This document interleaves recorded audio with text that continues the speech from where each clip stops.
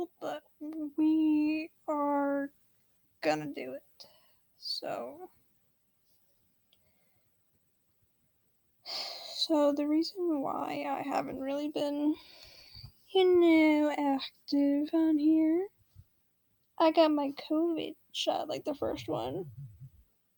And then, like mental issues, like mental health issues, like all that. But I'm back. Yes, I do know that I look tired, but I don't have any makeup on, so don't be mean. So today is the Gypsy Rose Blanchard case. Gypsy Rose was born in 1991 to her mother, Dee Dee Blanchard, Claudine Blanchard. And, fine and dandy, but Gypsy's mom, Dee Dee, was, what doctors believe, suffering from Munchausen syndrome by proxy. She wanted to be like a caretaker to her daughter. So anyway, when Gypsy was a baby, Dee Dee claimed that her daughter had sleep apnea. And when Gypsy was 8, Dee Dee described her as suffering from leukemia and muscular dystrophy, and said she required a wheelchair and a feeding tube. And then the list of medical problems just kept growing and growing, and they included seizures, asthma, hearing and visual impairments. And due to Dee Dee's actions, Gypsy was prescribed a lenient of medications and had to sleep using a breathing machine. She also went through multiple surgeries, including procedures on her eyes and the removal of her salivary glands. And when Gypsy's teeth started to rot, perhaps due to her medications, or the missing salivary glands or neglect, they had to be taken out, and she was given dentures. This is a partial. It also doubles as a retainer.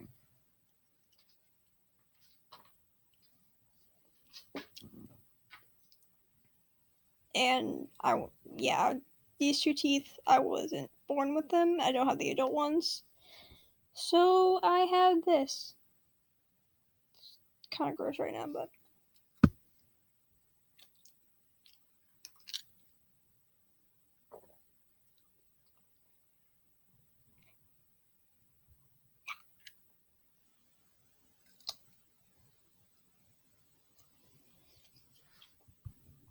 so yeah.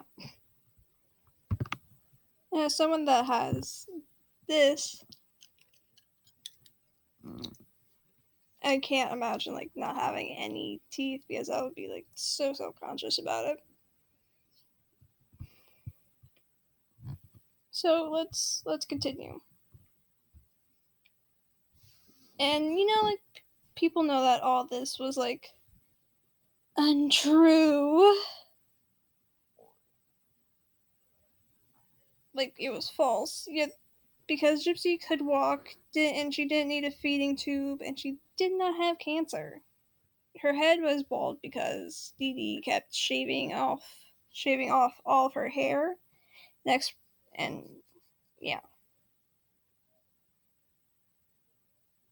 So Dee Dee fabricated all of her daughter's health issues in order to receive attention and sympathy for taking care of such a sick little girl.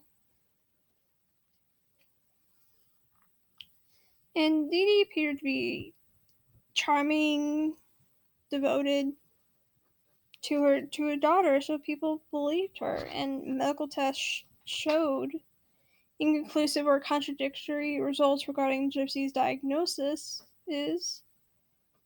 But Dee Dee would stop seeing any doctors who questioned her daughter's ailments, which, I mean, like, they're supposed to question it. And many caregivers went along with what Dee Dee wanted. She had some nurses training so she could accurately describe symptoms, and she sometimes gave Gypsy medication to mimic certain conditions. Dee Dee was also charming. I've already said that. But when Gypsy was like old enough to talk, Dee Dee instructed her not to volunteer information during their appointments. She was always the only one relating Gypsy's medical history that was completely fake.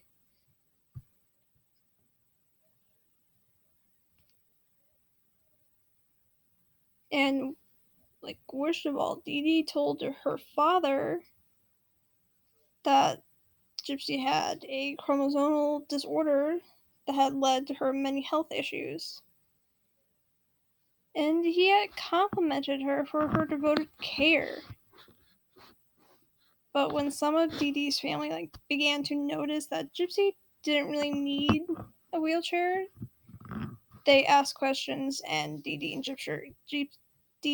Gypsy moved away. And then Dee Dee started to claim that, oh, I'm a victim of Hurricane Katrina. So she and Gypsy received assistance to relocate from Louisiana to Missouri in 2005.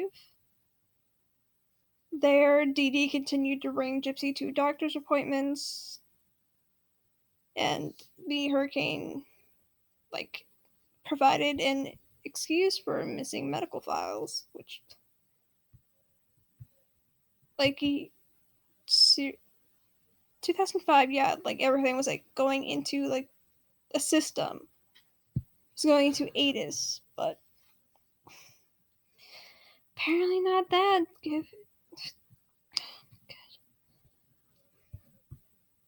So when Gypsy became, teenager, puberty, hitting the edge of puberty and all that, Dee Dee was still claiming that Gypsy was sick and started lying about Gypsy's age. So in 2008, Gypsy and Dee Dee moved into a new home in Springfield, Missouri, built by Habitat for Humanity. It was painted pink and had a wheelchair ramp, and Dee Dee and Gypsy also received benefits that included charity-sponsored visits to concerts and also Disney World. And all along, Dee Dee continued to bask in the attention she received for being a devoted caretaker.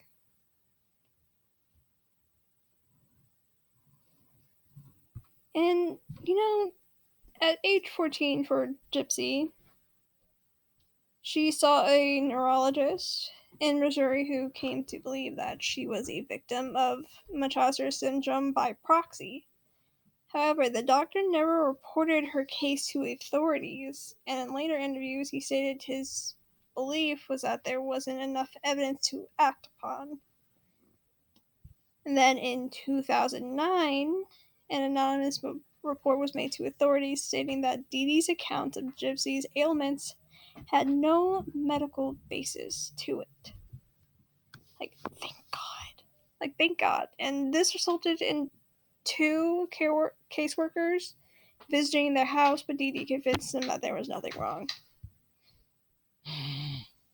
Which, thank you for reporting, but Dee Dee has been at this since 1991, and it's 2009. Honestly, ugh.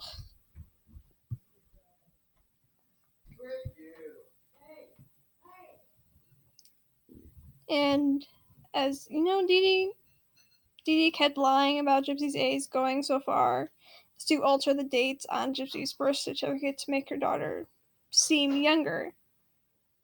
But Gypsy was becoming harder and harder for Dee Dee to control, which, by all means, Gypsy had the right to do so.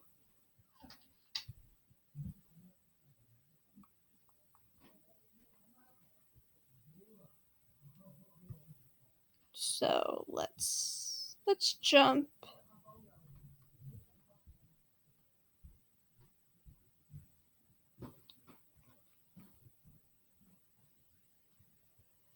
Let's jump to Gypsy at 19, like age 19.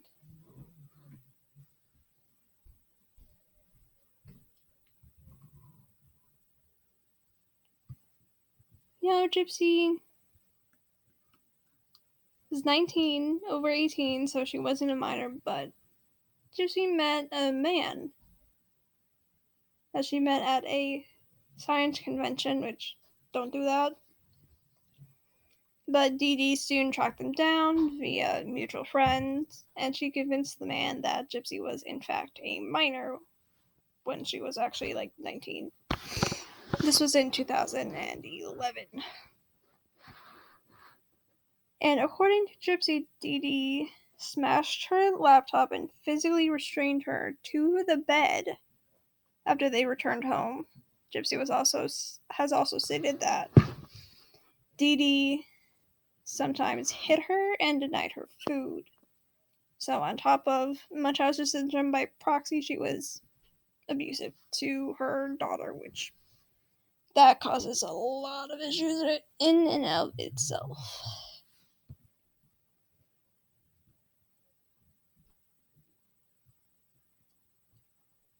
So let's fast forward to 2014 into 2015.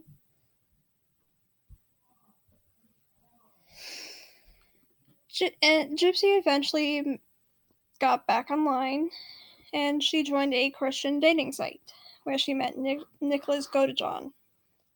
She told him the truth about her mother's actions and ended up asking him to kill Dee Dee so they could be together. And in June of 2015, he came to her house and stabbed Dee Dee while Gypsy waited, ears covered, in the bathroom. So, and then, things escalated and stuff, but let's just continue. Gypsy and Godejohn returned to his home in Wisconsin, where they were found by police. Gypsy had twice posted to the Facebook account she shared with her mother once writing, I'm not going to say this, that B is dead. She later explained she made the post because she wanted her mother's body to be discovered.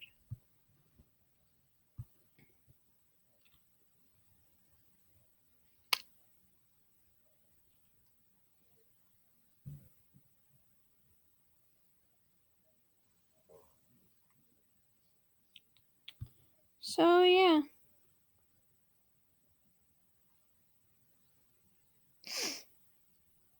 Gypsy has been conditioned to believe that no one would believe her, And she explained that in an interview, saying, I couldn't just jump out of the wheelchair because I was afraid and I didn't know what my mother would do. I didn't have anyone to trust. And the fact was that Gypsy had spent her entire life being controlled and monitored by her mother. She wasn't allowed to go to school, though Gypsy was of normal intelligence. Dee Dee told everyone that her daughter had a mental age of 7. And when they were out in public, Dee Dee constantly held Gypsy's hand, squeezing it when she wanted her daughter to be quiet.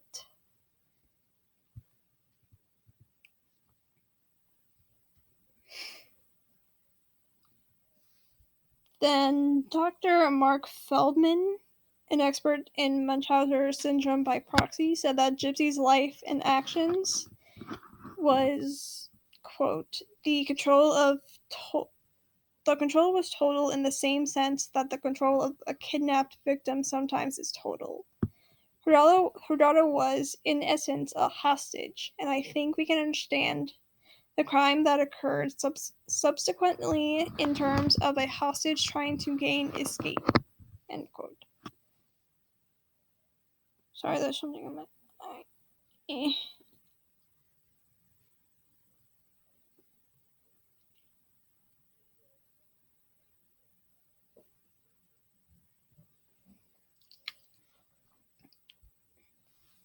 And Gypsy was not happy that her mom was dead. Which, mom, but continuing.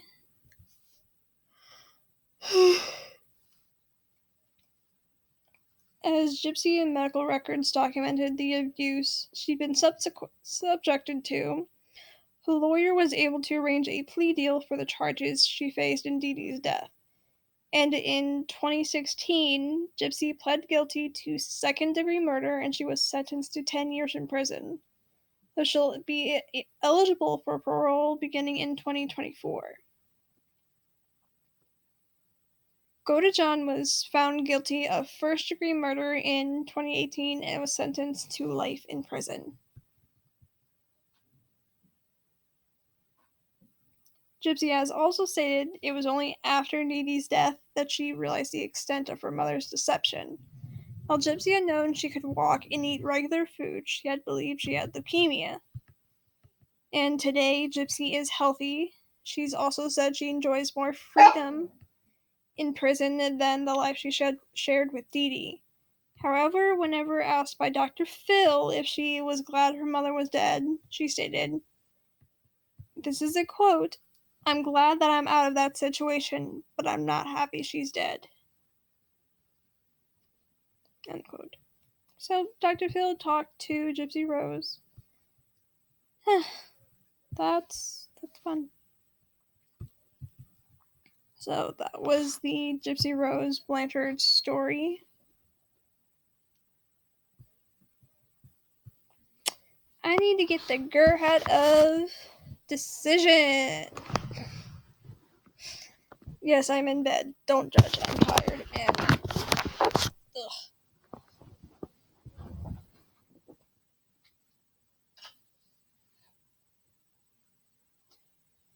shaky, shake, shake.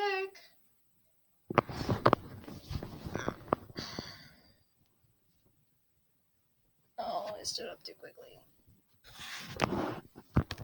So here we go.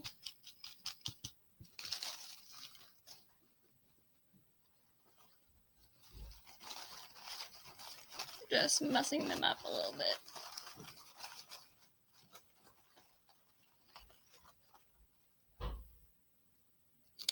Ba-ba-da. Charles Manson. I feel like that every couple episodes, my face, whenever I pull one of these out, is just like, ooh. Because all the information that I have on them just comes flooding into my brain. I'm just like, ugh, I'm gonna have to recite everything. So yeah, I will upload whenever I can from now on. I got onto a schedule and then March happened. So I'm just going to be taking things one step at a time and just take it easy and film whenever I am in the mood to, and then upload. So I am Miss Monday signing off. I like how I call this Murder Monday, and I don't upload on Mondays anymore. But I'm just too lazy to change it, so bye bye. Charles Manson is sometime in the future.